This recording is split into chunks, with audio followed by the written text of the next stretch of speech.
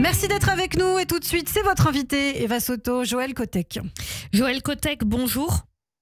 Bonjour. Vous êtes historien spécialiste de l'antisémitisme et de la Shoah, fondateur également de l'Institut Jonatas créé à la suite des attaques antisémites du 7 octobre en Israël.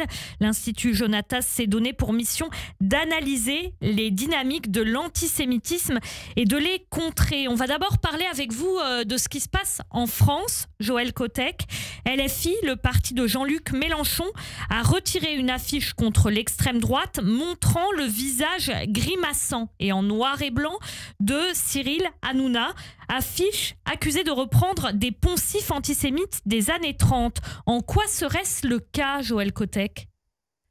Alors, d'abord, ce n'est pas des poncifs antisémites des années 30. L'affiche en question, donc en fait, ils ont représenté Cyril Hanouna sous une forme pratiquement diabolique. On a l'impression d'avoir en face de soi la représentation du diable. Et donc, et ça effectivement rappelle une affiche qui n'a pas été éditée dans les années 30, mais durant la Shoah même, puisque c'est une affiche qui incitait les peuples hollandais et flamands d'aller voir le fameux film de Dwight Arnhem, Le Juif éternel, et qui se termine effectivement par un appel à l'extermination des Juifs d'Europe. Donc là, c'est vraiment une affiche qui appelle au génocide des Juifs. Et donc, c'est absolument étonnant. Une affiche qui appelle au génocide des Juifs. D'après vous, on connaît les travers de LFI par rapport aux Juifs. D'après vous, est-ce que LFI a conscience de faire ça lorsqu'elle publie cette affiche? Pas forcément, mais en tout cas, ce qui montre quand même, c'est qu'il y a, des tropes antisémites qui ressurgissent. Et donc, on a un recours à des images qui sont celles effectivement de l'antisémitisme traditionnel. Il ne faut pas oublier que l'antisémitisme est d'abord une démonologie. Et le fait de s'en prendre à Hanouna, qui n'est absolument pas quelqu'un que j'apprécie forcément, mais de faire d'Hanouna le symbole même de l'extrême droite en France est quelque chose de totalement absurde. Et donc voilà, il y a il y a dans la psyché aussi bien des gens d'extrême droite que d'extrême gauche. Dans cette psyché-là, il y a forcément le recours à des images, à des tropes, comme on dit en anglais, effectivement, qui mettent les Juifs en avant lorsqu'il s'agit de condamner ceci ou cela. LFI a retiré l'affiche tout en dénonçant à son encontre des poncifs antisémites, des accusations d'antisémitisme qui ne se justifiaient pas en fait.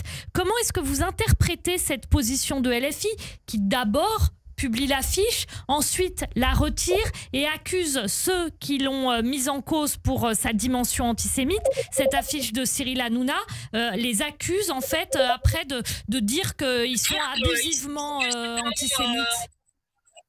Bon, non, le fait qu'il ait retiré démontre qu'ils se sont rendus compte de la gaffe qu'ils ont fait, tout simplement. Voilà, c'est une certitude.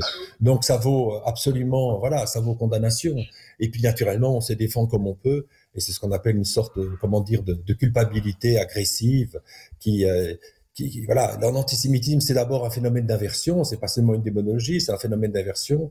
Et donc, on accuse ceux qu'on entend casser, Un phénomène d'inversion, c'est-à-dire?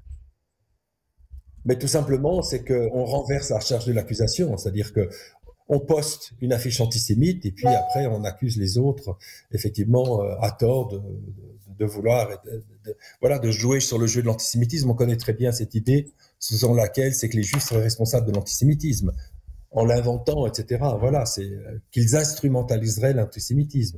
Alors que ceux qui instrumentalisent la haine des Juifs, c'est effectivement l'extrême gauche aujourd'hui en France, et c'est malheureux. Autre annonce ce matin, celle d'Israël, qui va recevoir Marion Maréchal et Jordan Bardella à la fin du mois pour une conférence internationale contre l'antisémitisme. La conférence aura lieu à Jérusalem. Qu'est-ce qui explique cette rupture par rapport à l'histoire politique d'Israël concernant son rejet, son boycott absolu de l'extrême droite? Ça confirme quand même, la dérive d'extrême droite du gouvernement israélien, c'est-à-dire le fait qu'il n'y a plus de garde-fous et le fait aussi qu'on a l'impression qu'il y a une sorte aujourd'hui de libération, d'un côté la parole antisémite et puis de l'autre côté, de la libération, je veux dire encore une fois, de tout ce qui constituait les garde-fous du peuple juif. C'est-à-dire le peuple juif est un peuple qui a toujours été plutôt centré et comment dire, qui s'est toujours retrouvé plutôt au centre et dans ce qu'on appelle la grande famille libérale.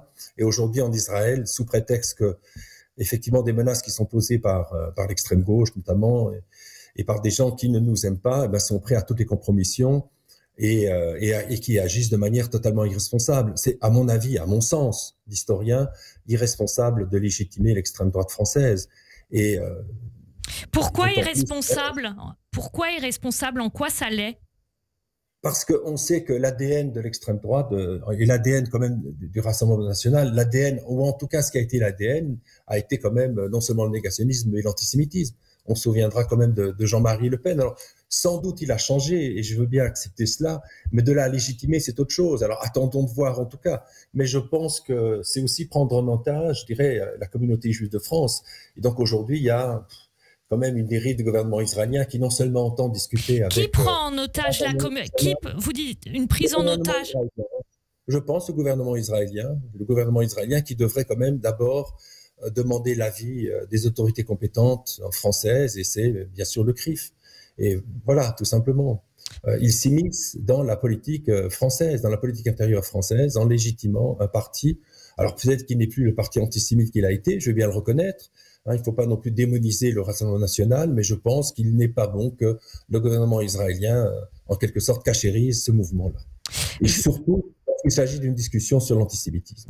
Justement, c'est là où je voulais en venir, Joël Cottel. L'invitation a été faite pour une conférence contre l'antisémitisme et Jordan Bardella va y prendre la parole. Votre commentaire là-dessus, le fait qu'un dirigeant du Rassemblement national aille en Israël pour parler à une conférence contre l'antisémitisme, c'est une conférence internationale. Oui, mais je vous l'ai dit, je trouve ça absolument choquant. Et je ne vois pas l'intérêt à écouter Jordan Bardella sur cette question-là. D'après vous, quand Jordan Bardella s'exprime sur l'antisémitisme, est-ce qu'il dit des choses problématiques ou pas? Non, sans doute il ne le dira pas, la question n'est pas là.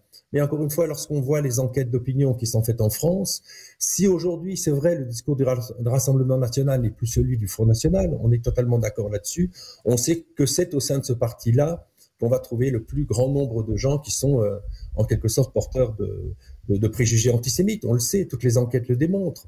Et encore une fois, pourquoi absolument l'État d'Israël doit-il légitimer ce parti-là? Il n'y a-t-il pas des professeurs français, je pense à Camus, etc., qui seraient autorisés davantage à parler sur cette question de l'antisémitisme en France, etc.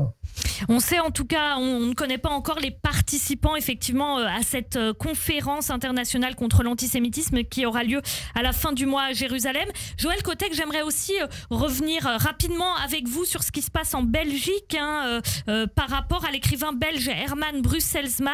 Il avait justifié la haine des Juifs dans un article publié le 6 août dernier dans l'hebdomadaire Oumo, un article en fait où il expliquait, où il parlait de poignarder un juif quand il voyait un enfant palestinien démuni. Et là pourtant on apprend que le tribunal correctionnel de Gand a acquitté Herman Brusselmans. Comment vous l'expliquez? Alors j'explique par le fait que alors, il faudrait une explication politique, c'est-à-dire que ce qu'il avait dit ce pseudo-journaliste, il avait parlé qu'il avait envie de planter un couteau en fait, dans la gorge de chaque juif qu'il rencontrait. Il avait utilisé le mot juif, il avait dit chaque juif qu'il rencontrait. Et Dieu sait qu'il y a des juifs à Anvers. Et donc, on a porté plainte d'un certain nombre d'organisations, parmi lesquelles Jonatas. Et ce qui est étonnant, et là, c'est bien pire à la limite qu'en France. En France, vous avez LFI, qui est un parti politique. Vous avez le Rassemblement national, qui sont des partis politiques. Là, on peut dire, c'est le parquet. Et c'est à la fois le tribunal correctionnel de Gand. Donc, on peut dire, c'est en quelque sorte l'État belge qui exonère un homme qui est prêt à planter un couteau dans la gorge de chaque juif, qui l'exonère et qui l'a acquitté. Donc, il y a eu un acquittement. On a jugé que le fait que de dire cela ressortait de la liberté d'expression, etc., et qu'il n'y avait pas incitation à la haine ou à la violence. Donc, le fait de vouloir planter un couteau n'incite pas à la violence et à la haine des Juifs. Et ça dénote quand même, une situation assez assez complexe et dramatique, je dirais, dans le cas de la Belgique, bien au-delà de ce qui se passe en France. Vous évoquez la justice comme manifestation de l'État pour parler donc de ce verdict qui exonère, qui acquitte quelqu'un qui a tenu des propos haineux, incitant à la violence contre les Juifs. Il y a un antisémitisme d'État en Belgique ? Je ne sais pas s'il y a un antisionisme d'État, mais ce qu'il y a, c'est qu'il y a aujourd'hui effectivement un climat d'antisionisme délétère, mais d'antisionisme qui frappe l'ensemble presque de la classe politique, à l'exception de deux partis, d'un parti centriste de droite et d'un parti nationaliste flamand, mais pas d'extrême droite flamand. Et c'est vrai qu'aujourd'hui, dans le discours, etc., dans les universités, et on l'a vu maintenant au niveau de la justice, eh bien, voilà, la bête, je dirais, en quelque sorte, est lâchée. Et donc, après, parce que je pense qu'il n'y aura pas de possibilité véritablement d'appel au pénal, puisqu'il faut savoir que c'est à la fois le tribunal correctionnel de Gand qui a acquitté ce monsieur-là, mais en plus, c'est le parquet. Et ça qui est extraordinaire, le parquet avait requis l'acquittement. Donc, ce qui veut dire que l'État n'a pas jugé à travers le parquet que le fait de vouloir planter un couteau dans la gorge de chaque juif était attentatoire, était quelque chose qu'il fallait condamner. Joël Kotek, rapidement, après ce verdict, est-ce que vous diriez que les Juifs de Belgique sont encore plus en danger qu'avant ? Alors, je ne sais pas si on est en danger, mais il y a une forme, je dirais, de désespérance et de sidération. Et on a l'impression, en tout cas en Belgique, une parenthèse s'est fermée et que la parenthèse qui a suivi la Shoah, où finalement la situation des Juifs était bonne, parce que la situation des Juifs n'est pas mauvaise en tant que telle, mais c'est fermé et qu'on va presque devoir revenir dans une sorte de ghetto moral, de ghetto social, etc. Et de devoir peut-être terme, pour un certain nombre d'entre nous, c'est pas mon cas, notre identité juive ne pas être en quelque sorte embêtée et mise sur le côté. Et donc il y a une situation qui annonce peut-être des moments douloureux pour d'autres communautés en Europe. Merci beaucoup Joël Kotek d'avoir été en direct avec nous ce matin sur Radio J. Merci. Merci. Merci Eva Soto. Rendez-vous tout à l'heure à partir de 9h pour un nouveau point sur l'actualité. À tout à l'heure.